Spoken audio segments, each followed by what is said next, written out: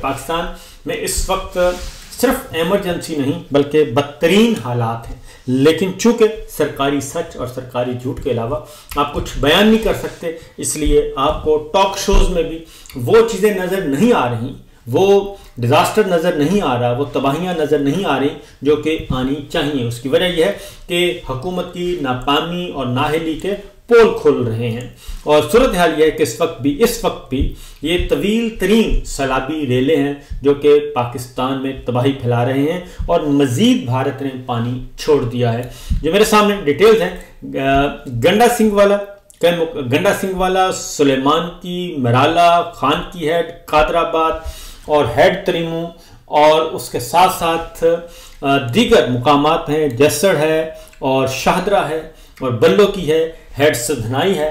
तमाम मुकामात पर कोई ऐसा हेड वर्क नहीं ऐसा जहाँ पे ऊंचे दर्जे का सैलाब ना हो और यहाँ पे लाखों क्यूसेक पानी जो है वो गुजर रहा है। और इसके साथ साथ जो सबसे बढ़कर ये कि पाकिस्तान के बड़े बड़े छोटे छोटे शहर और ख़ास तौर पे दरियाओं के किनारे आबाद तमाम शहर जो हैं वो मुतासर हो चुके हैं और बिला मुबालगा 1 करोड़ से ज़्यादा की आबादी इस वक्त बेघर हो चुकी है, जिसका सब कुछ बह चुका है। ना उनके पास घर है, ना बार है, ना मवेशी हैं, ना खर्चा है, ना पानी है। वो खुले आसमान तले 1 करोड़ की आबादी है। कुछ अपने अजीज़ों अकारब के यहाँ पनाह लिए हुए हैं, कुछ सड़कों पे पनाह लिए हुए हैं और ये सिचुएशन है। आज भी भारत ने मज़ीद पानी छोड़ा है और दरिया सतलुज में और हरीके फ़ैरोज़वाला में सैलाब का खदशा बढ़ चुका है और रेला सिंध की तरफ रवां दवा है। ये सिचुएशन चल रही है और बहावलनगर, बहावलपुर, मुल्तान, गुजरात और इसके साथ साथ मुल्क का जितने भी शहर हैं, दरियाए रावी के, दरियाए चनाब के, दरियाए सतलुज के, वो तमाम शहर जो हैं वो मुतासर हो चुके हैं। तफसीलात बताना चाहूँ तो मेरा ख्याल है कि अगला 2 घंटे तक आपको मैं बोलता रहूँगा, लेकिन पाकिस्तान के जो तबाह हाल देहात हैं, शहर हैं, उनके नाम ख़त्म नहीं होंगे और उनकी तादाद हज़ारों की तादाद में, हज़ारों देहात। और जो सोचें ज़रा 1 करोड़ आबादी जो है इस वक्त वो मुतासर हो चुकी है और बेघर हो चुकी है, लेकिन इनको संभालने वाला कोई नहीं। अगला जो अलमिया है वो संभालने वाला कोई नहीं है और तमाम के तमाम जितने भी इदारे हैं वो एक आप कॉस्मेटिक्स मेजर ज़रूर ले रहे हैं, वीडियोस बन रही हैं, ऑडियोज़ बन रही हैं, टिकटॉक हो रहा है, सब कुछ हो रहा है, लेकिन ग्राउंड पे ऐसा कोई रिलीफ का काम वो नज़र नहीं आ रहा जो कि होना चाहिए। उसकी वजह क्या है? उसकी वजह यह है कि हमारे हुक्मरानों की प्रायोरिटी जो है वो इस वक्त पाकिस्तान के अवाम नहीं है और पाकिस्तान नहीं है, बल्कि उसके जो प्रायोरिटी है उनकी है कि हमारी किसी तरीके से एक्सटेंशन ले ली जाए और एक्सटेंशन दे दी जाए। एक्सटेंशन देनी है या एक्सटेंशन लेनी है, ये दो के दरमियान लड़ाई चल रही है और इस वक्त एक दूसरे को राज़ी करने की कोशिश की जा रही है।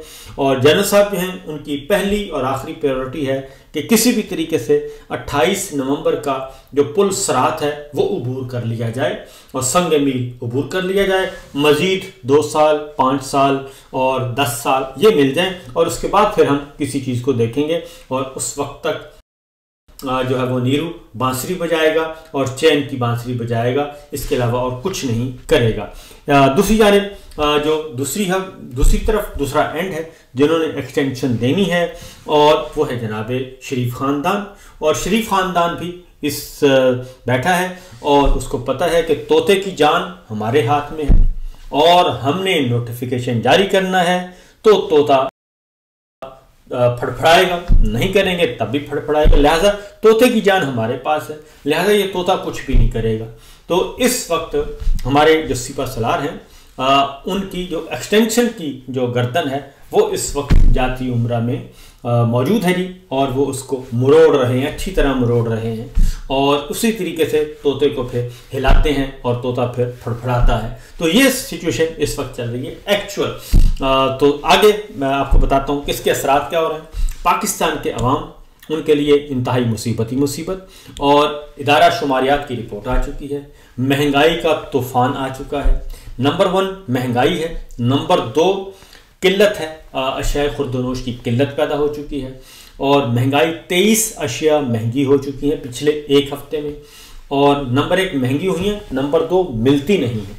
अगली बात यह है। और महंगी कौन सी हुई हैं? सब्जियां आपकी महंगी हो चुकी हैं जो एक गरीब आदमी खाता है, दालें महंगी हो चुकी हैं जो कि गरीब आदमी की खुराक है, गोश्त वोश्त तो जाहिर है वो खा जाते हैं, तो गधे का गोश्त भी आजकल बहुत मिल रहा है, उसकी तो परवाह नहीं है क्योंकि वो गरीब आदमी का, आम आदमी का मसला नहीं है। आम आदमी का मसला है सब्जियां मिल जाएं, दालें मिल जाएं। और फिर जो सबसे ज़्यादा आबादी जो मुतासर हुई है वो देहातों की है, और देहाती, सेमी देहात और उनके और देहातों से मुल्हिका जो शहर हैं वो ज़्यादा आबादी मुतासर हुई है। ज़रई इलाके बहुत ज़्यादा मुतासर हुए हैं, लिहाजा वहाँ पर सब्जियों की भी किल्लत और दालों की भी किल्लत, अजनास की भी किल्लत, और आने वाले दिनों में इसका मज़ीद देखेंगे।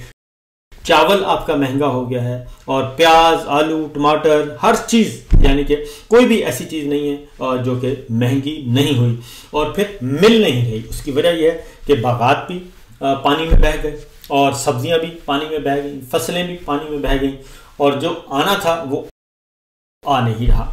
और अब अगला जो है वो एक ही तरीका होता है कि जी आप भारत से मंगवाएंगे या फिर चाइना से मंगवाएंगे और अफ़गानिस्तान से मंगवाएंगे, अफ़गानिस्तान के रास्ते आप आएंगी, या फिर समुद्री रास्ते से आप दूसरे मुल्कों से मंगवाएंगे। वो जब तक पहुंचेंगी उनकी कीमतें कितनी होंगी उससे आप अंदाज़ा कर सकते हैं। आने वाले दिनों में आपको मज़ीद एक तूफ़ान महंगाई का जो है वो होगा। दूसरी जानिब लोग जो है बेचारे बेयारो मददगार पड़े हैं और उनका कोई पुरसाने हाल नहीं है, कोई पूछ नहीं रहा कि उनके साथ होनी क्या है।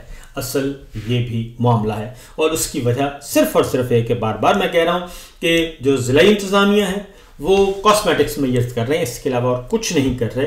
आप सोशल मीडिया पे चले जाएं, डिजिटल मीडिया पे चले जाएं, टेलीविज़न चैनल पे चले जाएं, यहाँ तक कि कोई वज़ीर आपको फील्ड में नज़र नहीं आएगा। ख्वाजा आसिफ साहब को फील्ड में होना चाहिए लेकिन वो नहीं है, तलाल चौधरी साहब को फील्ड में होना चाहिए, वो नहीं है, राना सनाउल्लाह साहब को फील्ड में होना चाहिए, नहीं है, सैलाब से मुतासरीन राना तनवीर साहब को फील्ड में होना चाहिए, नहीं है, विफाकी वज़रा फील्ड में नहीं है, मुतासरीन के पास नहीं है, बल्कि वो अपने बैठे हैं और उनके सिर्फ एक ही है, और वो है हाइब्रिड निज़ाम की तारीफ़ की जाए, और कमाल कर दिया हाइब्रिड निज़ाम ने। खुशनुदी हासिल की जाए, जनरल साहब की खुशनुदी हासिल की जाए और मुस्तकिल तौर पे, और तारीफ़ की जाए, खुशामद की जाए, ये सब कुछ किया जा रहा है। तमाम वज़रा इस वक्त इसी पे लगे। आधे वज़रा हाइब्रिड निज़ाम की तारीफ़ कर रहे हैं, आधे वज़रा जो हैं वो उससे तन्नी कतरा रहे हैं। ये सिचुएशन इस वक्त चल रही है। और इसी के साथ साथ अगली जो खबर है वो ये है कि इन हालात में क्योंकि हाइब्रिड और प्लस हाइब्रिड निज़ाम चल रहा है, अमेरिका से इमदाद आती है, एक जहाज़ उतरता है और वो खुदा नूर खान एयरबेस या एयरपोर्ट पे, इस्लामाबाद एयरपोर्ट पे जहाँ भी उतरा, और उसके बाद ये हमारे सामने मौजूद है जी रावलपिंडी में। ये एक उतरा है, एक अमेरिकन फ़ौजी जहाज़ उतरा और उसमें फ्लड अफेक्टेड लोगों के लिए इमदाद आई, और टोटल 6 फ्लाइट्स जो हैं वो आ रही हैं जी, और पाकिस्तान में पहुंची हैं, शेड्यूल्ड हैं, यानी कि पाकिस्तान में पहुंचनी है 6 फ्लाइट, उनमें से एक आ गई।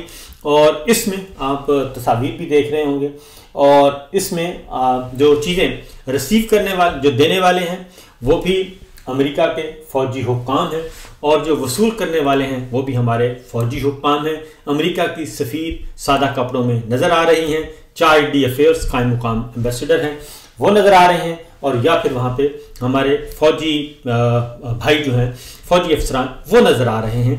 तो अमेरिका भी जो इमदाद दे रहा है वो भी रावलपिंडी के ज़रिए दे रहा है, फ़ौजी हुक्मरानों को दे रहा है, और उसको भी पता है कि जो इस वक्त असल हुक्मरान हैं वो जनरल आसिम मुनीर साहब ही हैं, लिहाजा उन्हीं को खुश किया जाए और उन्हीं को राज़ी किया जाए, उन्हीं के हवाले इमदाद की जाए, वो जाने और उनका जाने काम। और शहबाज शरीफ साहब वहाँ पे मौजूद नहीं हैं, वज़ीर ख़ारजा मौजूद नहीं हैं, वज़ीर दिफा मौजूद नहीं हैं, वज़ीर दिफा दाखिला मौजूद नहीं हैं, कुछ सिविल अफसर मौजूद नहीं हैं। ये एक शर्मनाक बात है कि जो इमदाद भी आ रही है वो भी फ़ौज को दे रही है, अमरीकी फ़ौजी हुक्काम पाकिस्तानी फ़ौजी हुक्काम के हवाले कर रहे हैं। वो इनको इस काबिल भी नहीं समझते कि जो इमदाद है वही कम अज़ कम इनके हवाले कर दी जाए। दूसरी जानिब जनाब इमरान खान साहब किसी भी सूरत में पीछे हटने के लिए तैयार नहीं है। और उन्होंने इस्टेब्लिशमेंट के एक नहीं, 2 नहीं, 10 नहीं, पूरे के पूरे 20 खिलाड़ियों को फारिग कर दिया है। 20 खिलाड़ियों को इस्टेब्लिशमेंट के उठा के बाहर फेंक दिया है। और उसमें पाकिस्तान तहरीक इंसाफ PTI गिलगित बल्तिस्तान के वजीर आला हाजी गुल बरखान, जो कि पाकिस्तान तहरीक इंसाफ के थे, उनको फारिग कर दिया। 10 अराकीन जो गिलगित बल्तिस्तान असम्बली के थे, जिनमें 9 वज़रा थे, उनको फारिग कर दिया। और इसी तरीके से अरकान पार्लिमान को, जो गिलगित बल्तिस्तान की असम्बली के अरकान थे, उनको फारिग कर दिया। और इन सब को उन्होंने पाकिस्तान तहरीक इंसाफ से निकाल दिया है। और PTI ने साबिक गवर्नर GB और PTI गिलगित बल्तिस्तान के सदर राजा जलाल हुसैन मकबूल की बुनियादी रुकनीत भी मुअत्तल कर दी, और जिन पर पार्टी के खिलाफ साजिश का इल्ज़ाम था। और इसी तरीके से PTI के मरकजी एडिशनल सेक्रेटरी जनरल फिरदौस शमीम नकवी की जानिब से यह नोटिफिकेशन जारी किया गया, और उसमें वज़ीर आला गिलगित बल्तिस्तान हाजी गुलबर खान, इनकी काबीना के अरकान यानी कि वज़रा राजा आज़म, राजा नासिर, सैयद अमजद ज़ैदी, दिलशाद बानो, सुरैया ज़मान, हाजी शाह बेग और मुश्ताक अहमद, शमस लोन, अब्दुल हमीद और रुकन असम्बली मौलाना फजल रहीम शामिल हैं। इनको बुनियादी रुकनीत फारिग कर दी और उनको उठाकर फेंक दिया। और नोटिफिकेशन में ये कहा गया है कि ये फैसला पार्टी पॉलिसी और कवायद के मुताबिक किया गया है। तो ये ऐलान किया गया कि आज के बाद ये पाकिस्तान तहरीक इंसाफ का नाम इस्तेमाल नहीं करेंगे।